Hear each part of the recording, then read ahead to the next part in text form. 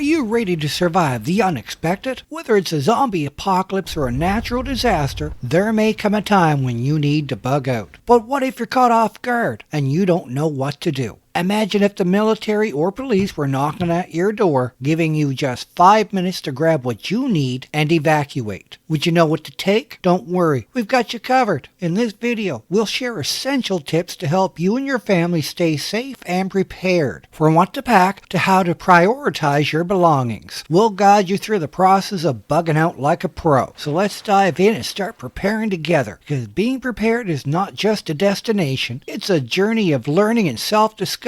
And you're taking your first step today. So let's get started. Tip number 1, have a plan. Alright, listen up because I'm about to drop some knowledge on you that could save your life. When it comes to surviving a last-minute crisis without a plan, it's all about tapping into your own resources and thinking outside the box. You might feel like you're up the creek without a paddle, but trust me, you got this. First things first, think about all the places you've been in your life. Do you own a cozy little cottage somewheres, tucked away from the hustle and bustle of city life? If so, that could be your ticket to survival. Make your way there as quickly and quietly as possible and hunker down till the storm passes. But what if you don't have a secret hideaway? Don't panic. Consider reaching out to any immediate family you have who are still alive. If they're close by, try to make your way to them as quickly as possible. Having a support system in times of crisis can be crucial to your survival. If you don't have any family nearby, think about your friends. Do you have a buddy who lives in a remote area, far from the maddening crowds? Give them a call and see if they'll let you crash with them until things calm down. But above all, think about safety. If you're facing a zombie apocalypse, getting to your safe haven might be easier said than done. Consider all the possible routes and modes of transportation and choose the one that'll give you the best chance of making it there in one piece. For more details, check out my video, The Zombie Escape Plan. To make it a little easier for you, I've left a link in the description. Tip number 2, pack essential items. Alright, listen up fellow survivor, because it's time to talk about packing for an emergency. You might not have planned for this, but that doesn't mean you can't prepare. With a little resourcefulness and creativity, you can pack a kit that will keep you alive and healthy in even the toughest of situations. First things first, let's talk about the essentials. You're going to need food and water to survive, so make sure you pack enough to last you for at least a few days. But don't stop there. You'll need first aid supplies to tend to any injuries and illnesses, as well as a flashlight to help you see in the dark. Now let's talk about cooking. You might not have any fancy camping gear, but that doesn't mean you can't whip up a delicious meal. If you have a rectangular baking pan and a cake rack, you're already well on your way to becoming a gourmet survivalist. And if you don't have those, no problem. Just take one of the grills or racks out of your oven so that you can use it to cook over a fire. But what about starting that fire? Matches and lighters are your friends here. But don't forget to check the lint screen in your dryer for some extra fire starter material. That's right, your laundry could be the key to your survival. With a little ingenuity and some basic supplies, you can pack a kit that will keep you healthy and well fed during an emergency. So grab your gear and get ready to face whatever comes your way. You got this. Tip number 3, dress appropriately. Before you head out towards your final destination, let's talk about dressing for success. And by success, I mean survival. Because let's face it, if you're not dressed appropriately for the weather and the environment, you're not going to make it very far. First things first, let's talk about shoes. If you're planning on trekking through rough terrain or climbing over obstacles, you're going to need a sturdy pair of shoes that can handle the job. No flip-flops or high heels allowed. Opt for hiking boots or sneakers with good grip and ankle support. Next up, clothing. Comfort is key here, so choose clothing that won't chafe or restrict your movements. If you're going to be in a hot and humid environment, lightweight and breathable fabrics are a must. And if you're headed to a colder climate, layer up with clothing that can be easily added or removed as needed. But don't forget about the environment you'll be in. If you're heading into the woods, you might want to wear clothing that'll help you blend in with your surroundings. If you're going to be in the sun for long periods of time, consider wearing a hat to protect your face and neck from sunburn. And last Last but not least, don't forget to pack rain gear if there's even a chance of precipitation. Being wet and cold is a surefire way to put a damper on your adventure by getting sick. You don't have rain gear? No problem. Grab a few garbage bags and duct tape and you'll be able to make your own. So there you have it. Dressing appropriately for the weather and the environment might not be the most glamorous part of your journey, but it could be the difference between life and death. So gear up and get ready to conquer whatever Mother Nature throws your way. Tip number 4, know your evacuation routes. Remember, you're in the middle of a disaster or an emergency, and you'll need to evacuate quickly to get to safety. You jump in your car and head towards the main road, only to find out that it's blocked due to heavy traffic. What do you do now? This is where knowing your alternate routes comes in handy. But how do you know which routes to take? It all starts with knowing your city like the back of your hand. Take time to learn about all the exits and shortcuts. Familiarize yourself with the streets and landmarks. This will make it easier for you to navigate your way through the city during an emergency. It's also important to know when to take which route. Some routes may be congested only at certain times of the day, while others may be less crowded during peak hours. Understanding these patterns can help you choose the best route to take during an emergency. But what if you're new to the city you're in? Don't worry, there are still ways to prepare. You can start by researching the city online, looking up maps and routes, and talking to the locals. You can also join community groups and attend emergency preparedness events to learn more about the area. Remember, in an emergency, every second counts. By knowing your evacuation routes and alternate routes, you can save precious time and get to safely quickly and efficiently. Now, if you can't do that, whenever you're passing by the nearest gas station, drop in and get all the local maps you can. Not only for the area that you're in, but for the areas that you're going to and the areas that you'll be traveling through to get there. Tip number 5, keep important documents safe. Remember, you're in the middle of a natural disaster. Let's say a massive flood or a raging wildfire. You're frantically trying to evacuate your home, grabbing anything and everything you can think of to ensure your survival. You remember something crucial, your identification, insurance, and medical records. These documents are not just pieces of paper, they're a lifeline. They can mean the difference between being able to access medical care, if there is any, financial assistance, and even being able to prove who you are. That's why it's so important to keep them safe and secure, especially during an emergency. So what can you do to protect these essential documents? Well, for starters, you can invest in a waterproof and secure container. This could be a waterproof pouch or a sturdy plastic box. Just make sure it's something that can withstand the elements and keep your documents safe and dry. But what if you don't have access to a waterproof container? Don't worry, there's still a simple solution. Just grab a Ziploc bag and tuck it into an inner pocket of your clothing. That way, even if you're caught in the middle of a downpour or wading through waist-high water, your documents will stay dry and protected. When it comes to emergencies, it's always better to be safe than sorry, so don't forget to grab your vital documents when bugging out. They may not seem like much, but they could be the key to your survival. Tip number 6, travel light. One of the most important rules of bugging out is to travel light. You don't want to be weighed down by unnecessary items that will slow you down and make you an easy target for any potential threats. So imagine if you're in the middle of a zombie outbreak and you need to make a quick escape. Look around your room and realize you don't have a backpack to carry your supplies. What do? Well, if you're resourceful enough, you can turn a simple bed sheet into a makeshift bag. A bed sheet can be a versatile tool in a bug out situation. Not only can it be used as a shelter, but it can also be transformed into a handy bag to carry your essentials. All you need is some string, shoelaces, or rope to tie it up and sling it across your back. Now I know what you're thinking. A bedsheet can't possibly hold all the supplies you need, right? Well, that's where being smart about what you bring comes in. Only pack what you absolutely need and can carry. Leave behind the bulky items and opt for lightweight, compact alternatives. So there you have it. With a little creativity and some common sense, you can turn a simple bedsheet into a valuable, multi-use tool in your bug out arsenal. Just be sure to tie it up tight and keep a lookout for any wandering zombies. Tip number 7, keep a low profile. Bugging out is like being in a top secret mission. In order to successfully complete your mission, you need to blend in with your surroundings and avoid drawing any unwanted attention to yourself. In other words, you need to keep a low profile. Think of it as a game of hide and seek. The goal is to stay hidden and not get caught. But instead of hiding from a group of kids, you're hiding from the potential dangers in the real world. So keep your head down, blend in with the crowd, and stay safe. You never know what could be lurking around the corner. corner. Tip number 8, stay informed. This is not going to be easy since you didn't prepare ahead of time, but you can ask people you meet along the way if they know anything about what has happened. They might even have heard from friends and family in other parts of the country about how widespread the situation is. Don't always expect cooperation though. Some people will look at this as an opportunity to get extra supplies. You may need to barter for the information. Remember, knowledge is power. That power will help you make the right choices. Tip number 9, stay calm. You're in the middle of a chaotic emergency situation with alarms blaring and people shouting all around you. Your heart is racing, your palms are sweaty, and all you want to do is run in the opposite direction. But wait, stop for a moment and take a deep breath. Stay calm and focused, and remember that panicking will only make things worse. Think about it. When you panic, you're more likely to make mistakes that could put your safety at risk. You might forget important details or overlook critical steps in the emergency procedures. You might even cause other people to panic and create a domino effect of chaos. On the other hand, if you stay calm and focused, you'll be able to better assess the situation and respond appropriately. You'll be able to follow any instructions from emergency personnel without hesitation, and you'll be less likely to overlook important details or make costly mistakes. So when you are in an emergency situation, remember to stay calm and focused. Take a deep breath and follow the instructions of the professionals around you. With a level head and a clear mind, you'll be able to stay safe and help others do the same. Tip number 10, self-defense items. When it comes to personal safety, it's always better to be prepared than caught off guard. That's why having a self-defense item on hand can be crucial in a potentially dangerous situation. Now, before we get into the different types of self-defense items, it's important to note that the laws regarding the possession and use of such items can vary depending on your location. Be sure to check your local laws and regulations before purchasing or carrying any self-defense item. One popular option for self-defense is pepper spray. This powerful spray can cause temporary blindness and extreme discomfort to an attacker, giving you time to escape or seek help. It's compact and easy to carry, making it a convenient option for those who want to stay protected on the go. Another option is a pocket knife. This versatile tool can be used for a variety of tasks and can also be used as a last resort in a dangerous situation. However, it's important to note that knives can be dangerous if not used properly, so make sure to practice safe handling techniques and seek proper training if necessary. For those of you who are comfortable with firearms and are legally allowed to possess them, a handgun can be a powerful self-defense tool. However, it's important to note that owning and using a firearm comes with a great deal of responsibility and should not be taken lightly. Make sure to seek proper training and follow all safety protocols if choosing this option. But what if you don't have access to any of those items or live in an area where they're not legal? Fear not, because there's always the trusty walking stick. Not only can a walking stick provide stability and support during a walk or hike, but it can also be used as a defensive tool if necessary. Make sure the end is tapered to a point and is at least fire hardened, which will make it more effective in case of an emergency. And if you have a knife or a multi-tool on hand, it can be used to create the tapered point or make other modifications to the stick. Remember, your personal safety should be a top priority. Consider your options and choose a self-defense item that you're comfortable with and can use effectively in case of an emergency. Stay safe out there. So there you have it, folks. Those are my top tips and essential items to have in case of an emergency if you didn't prepare. Remember, being prepared can mean the difference between life and death. Stay safe out there. Thank you for watching,